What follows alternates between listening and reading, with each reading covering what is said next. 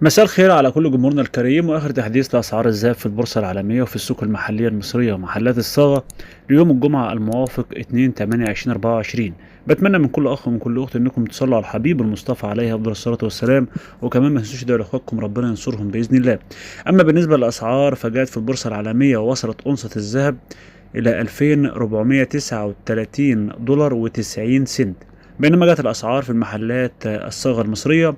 الجنيه الذهب 26,560 جنيه، عيار 14 بيع 2213 شراء 2200، عيار 18 بيع 2846 شراء 2828، عيار 21 بيع 3320 شراء 3300، عيار 24 بيع 3794 شراء 3771.